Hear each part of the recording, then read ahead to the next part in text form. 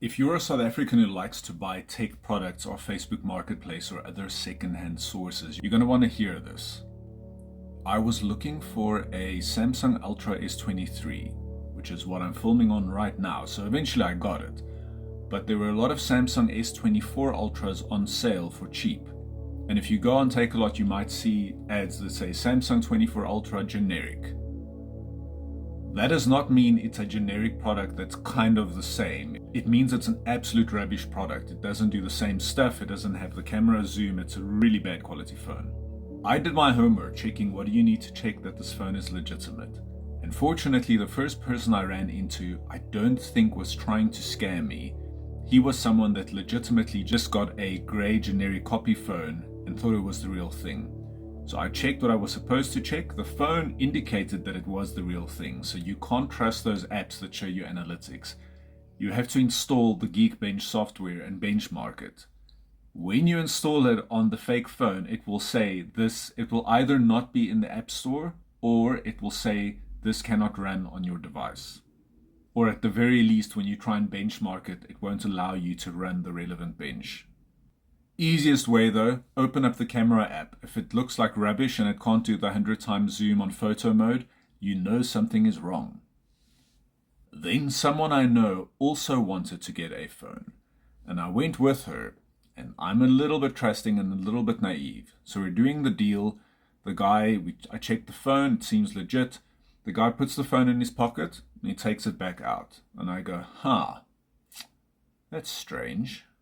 Red flag number one is when you think you're dealing with a woman, because usually people would rather buy from women, and someone else shows up. So in this case, we thought we were dealing with an Indian woman, and she says no, she's going to send her husband to speak to us, and then a black man shows up. So generally you find this, the person who shows up is not the person who was selling on the Facebook profile. Red flag number two, during the deal, the guy puts the phone in his pocket and takes it back out. And I look at this and I go, okay, let me check. Still the legitimate phone. And naively I go, well, if he's done this 2 or 3 times and I've checked that it's the legitimate phone, then it should be fine going forward, right? Wrong. Eventually, close to the end of the deal, the person will stall you and then we'll do the swap again. Now, knowing that they do this, I decided to see if I could get a good deal, and I went after another phone that seemed too good to be true. This time I set it up a specific way. I decide I'm going to sit inside a little restaurant and get a drink. So I order a Coke, sit down, the guy shows up. Red flag number one for him, when he sees me, he sits down outside. He doesn't come inside, he sits outside. So I have to go and join him now outside where it's open and he has an escape plan. When we do the deal, I continuously try to keep my hand on the phone and just say, okay, cool, here's the phone, I would taste it. Okay, I've got the phone, here's the money, fair trade. And if I did that, the guy would take the money, but he would somehow try to wangle out of it. Like, no, you haven't paid me yet. Once they start saying things that don't make sense, definite warning sign. Definite warning sign. Then he would take the phone back, I would take the money back, and then he would swap it and I would keep checking it. I wouldn't give him the money until I've checked it. So eventually when I checked it, he got annoyed. I think at one point he got up and then I got up. Luckily, if I was less physically imposing, this might have been a problem, because then he could have just grabbed my money and knocked me over.